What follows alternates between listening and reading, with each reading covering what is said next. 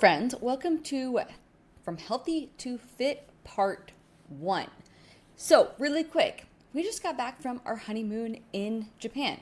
It was amazing. If you followed me on my Instagram stories at Jenny the Nutritionist, and then you saw a lot of what we did and every place that we went, I would highly recommend going. It is so clean. It is so efficient.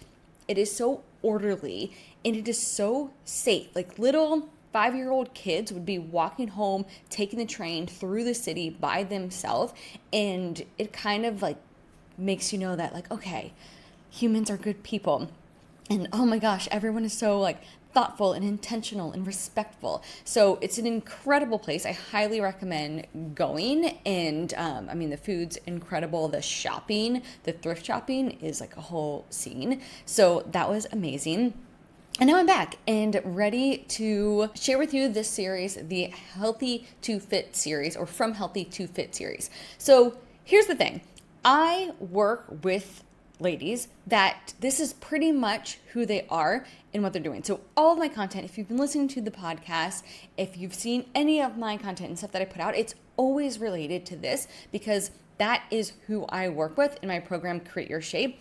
We really focus on taking the woman who is already somewhat intentional or directional with nutrition, or they've heard things and they've like dabbled and they love working out and they love having like weights in their hands, but they have never been taught, which we haven't, how to take it to the next level and what that actually means and what it looks like to get there. Most of them are just stuck doing the healthy things and just trying to do them more and better. I know this because this was also me. I spent years and years there, and I was very frustrated because I get it. Like most of the ladies that I work with that come to me, and how I was too, I was like, can I possibly be doing more? Oh my gosh, I just need to do everything better. How do other people do it? Like, I know I'm capable. I know I can do this. Why don't I look like I lift weights? Why don't I look like I'm as fit as the effort I'm putting in? And really, they're just confused because they don't know what the difference is from healthy to fit and how to like take it to that next level. So in Create Your Shape, that's what I help ladies achieve. And right now, it is open for enrollment in this series, or part 1, and next week I'll be doing part 2, is from the Healthy to Fit series, is to try to really give you the top 10 things to go from that level of the like, okay, I'm healthy, to the like, wait, how do I take this to actually look fit? And it's not just doing more and more and more, or trying to be better. It's actually slightly different things. We're gonna get into all of them this week and next week.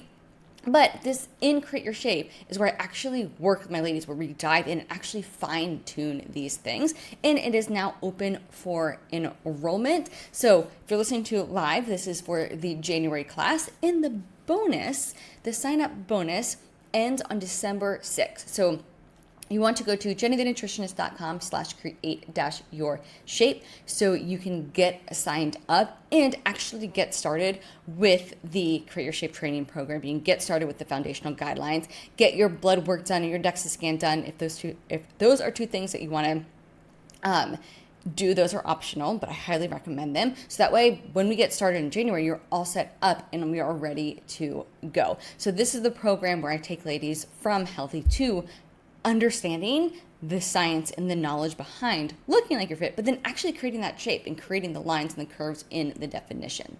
All right, so let's get into the top 10 things to go from healthy to fit. So to fit, meaning you walk into a room and it's like, oh dang, she works out. Oh dang, she lifts weights. Like you have the lines when you step and you walk. You put on clothes and you're like, oh my gosh, I can see my shoulder caps. I can see my muscle definition. And I feel like lean enough where the layer of body fat has been removed so I actually show the muscle that I have.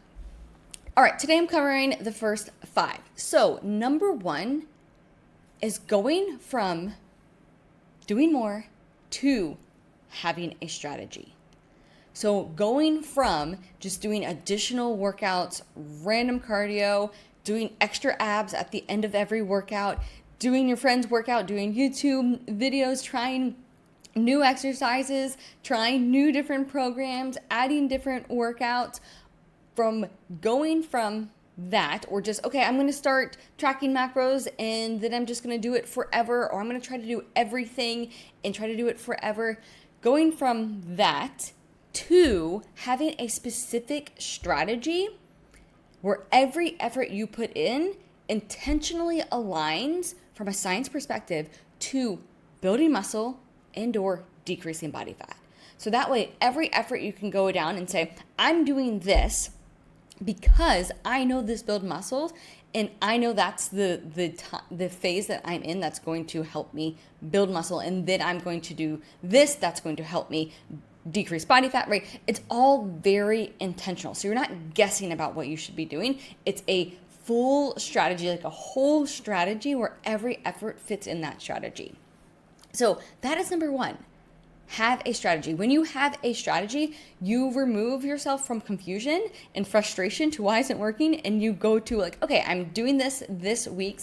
This is going to result in X amount of progress in this area, and then by week X, I'm going to have this shape change. Like, it is just like, it turns into like a project plan that's mapped out that you can execute and ensure you're going to change your body composition, ensure you're going to build muscle and decrease body fat.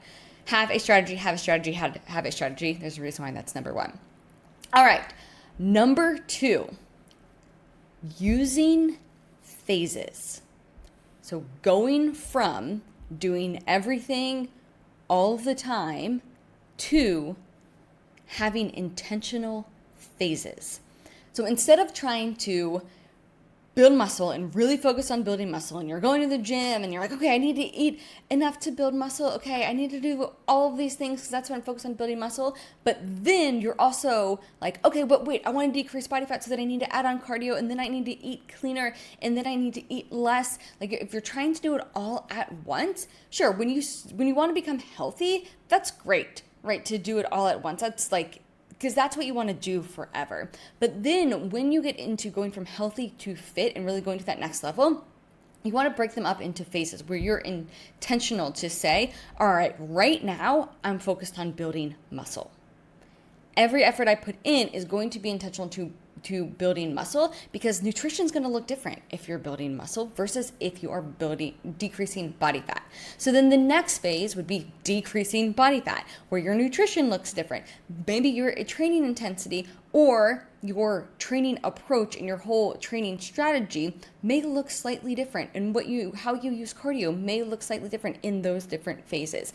Also, where you put your time and effort. So they require different actions and different focuses and different mental energy. And so that also helps you divide those up into those different phases. So number two, having two phases, one for building muscle, one for decreasing body fat. When you do this, you can be more efficient with your time in your focus. And then you can also ensure you're making progress, and then you can measure everything to know, okay, I am building muscle, I am building muscle, I am building muscle. Then that phase ends and you can say, okay, I'm not supposed to be building muscle right now, so I don't need to like stress out if that's not happening. Instead, I need to make sure I'm decreasing body fat. And then you can track that and actually measure your progress on both ends to ensure you're creating that shape and making those changes. So that's number two. Number three, eating enough first. This is so important. So this is going from always dieting or always being like, okay, I need to be on my macros, and it's like less than what you actually need. So you're always like cutting, or you're like always restricting and be like, okay, this week I'm going to be back on it. I'm going to remove all of these like alcohol and treats and all of this food, and I'm going to say no to things and not going to go out to eat, or going to try to like limit my food. And then you're like hungry and you're hangry and you're starving because you just feel like you're just restricting yourself, which you think like, okay, I need to reduce calories so I can decrease body fat. But then you give up because you're like, oh my gosh, I'm so hungry. Or you have to go much lower in calories than you think because you didn't eat enough first. When you eat enough first, you can actually have enough nutrients to build muscle. You can build up your metabolism. You can have enough nutrients to support your hormones. You can have enough nutrients to just be well fed and feel full and satisfied. And you can create leverage and get your calories high enough so then when you go into a deficit phase, you can decrease from a higher amount. And that way your deficit phase doesn't feel hangry and starving is actually sustainable to change your shape. So number 3, eat enough first. This I want to scream from a mountaintop. It is so beneficial and makes the process so much easier and sustainable. Okay, number 4, having voluminous foods over protein-packed products.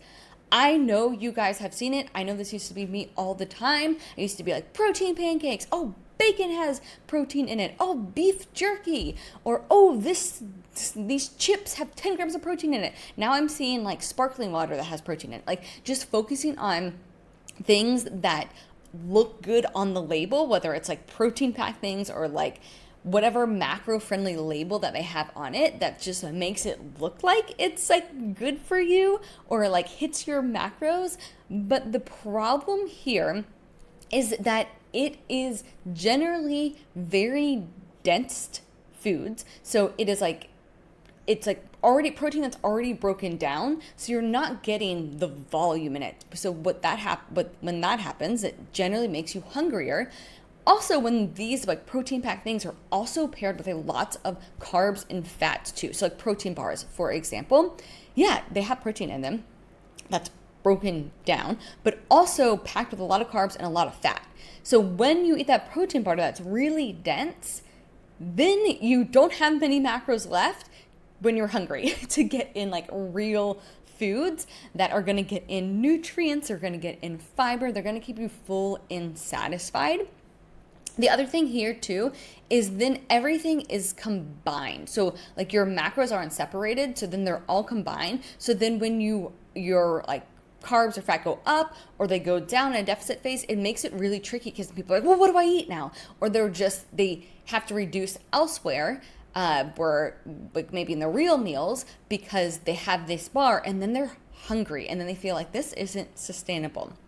This also isn't favorable when you get into like nutrient timing, which gets a little bit more advanced. But when you want to stack specific foods before and after your workout, if all your macros are stacked together, you can't be intentional of like when you have more carbs versus more fats and things like that. So switching over from voluminous foods, switching over and choosing voluminous foods over like protein-packed foods or like if it fits your macros. This was a game changer for me. Like I remember having like the beef jerky all the time and the protein bars and all of these foods. And I'm not saying they're bad. I'm not saying you can't ever use them strategically, but just being way more intentional with how I use those and the majority of the time not using them. All right, number 5, intentional reps, not just progressive overload. So I actually was working with a client and we went through the training optimization module in the program and we were coaching through it for her and getting just like more specific and more tactical for her. And after a couple of weeks, she was like, oh, I did progressive overload training before. I tried it before, but I felt like it wasn't working for me. But she was like, now I realize I just wasn't executing it correctly. And this is like, I get it. This was me too. Back in the day, I was just checking the box. I was like, okay, well, I'm lifting weights or I'm on a progressive overload training program. Like that should be enough. And then I was just kind of going through the motions, even though I was like, oh yeah, I lift heavy. Like this should be good. But I wasn't doing intentional reps. I wasn't like tracking my weights. I wasn't confident in like, oh wait, I'm actually exercising. Like this exercise works this muscle. This is what should be driving the weight. I wasn't tracking my weight, so I knew that every week I was progressing. I wasn't being consistent with progressing and ensuring like, okay, last week I did this weight in reps, this week I need to do this in order to ensure it's a progress. I also wasn't training to failure. So my training intensity was nowhere near what it needed to be to really go to that next level and take my shape to that next level. So number 5, intentional reps, not just progressive overload. training. So these are the first 5 in the From Healthy to Fit series. If any of these are ringing a bell, or you're like, wait a minute, I need some of these, this is what I'm missing to go to that next level, then you'd definitely be a great fit for Create Your Shape. We're enrolling right now, and the bonus ends on Sunday. So you can go check that out at jennythenutritionist.com, create-your-shape. And I will see you inside there, and I'll also see you next week on the Create Your Shape podcast for part 2.